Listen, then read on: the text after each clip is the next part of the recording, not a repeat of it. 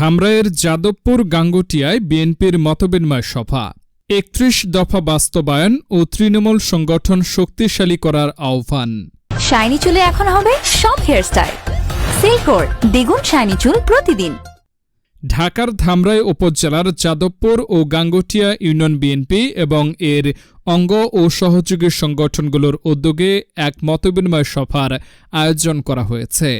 বিএনপির ভারপ্রাপ্ত চেয়ারম্যান তারেক রহমান ঘোষিত রাষ্ট্র কাঠামো মেরামতের ৩১ দফা বাস্তবায়ন এবং আগামী জাতীয় সংসদ নির্বাচনকে সামনে রেখে তৃণমূল পর্যায়ের নেতাকর্মীদের সংগঠিত করার লক্ষ্যে এ সভা অনুষ্ঠিত হয়। বুধবার যাদবপুর গাঙ্গুটিয়া হলরুমে আয়োজিত সভায় প্রধান অতিথি হিসেবে উপস্থিত ছিলেন ঢাকা জেলা যুবদলের সভাপতি ইয়াসিন ফেরদৌস মুরাদ।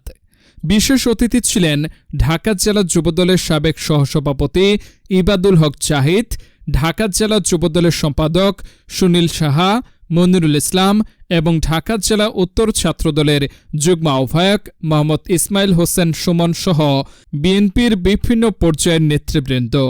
প্রধান অতিথির বক্তব্যে ইয়াসিন ফেরদৌস মুরাদ বলেন, আগামী জাতীয় সংসদ নির্বাচনের জন্য সবাইকে এখন থেকেই প্রস্তুতি নিতে হবে। সেজন্য সবাইকে ঐক্যবদ্ধ হয়ে কাজ করতে হবে। প্রত্যেকটা ওয়ার্ডের নেতাকর্মীদেরকে সাথে নিয়ে বসবে, বসার পরে তারা একটা করে কমিটি করবে।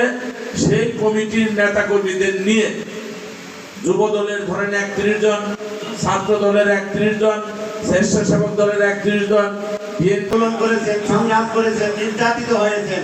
আমি একটি কথা বলতে চাই, যারা নির্যাতিত, যারা কষ্ট করে, তারাই সুখ পায়, তারাই এই ধামরাই থানার সুখ, তারাই আগামীতে আয়ুব সহ বিএনপি, যুবদল, ছাত্রদল এবং স্বেচ্ছাসেবক দল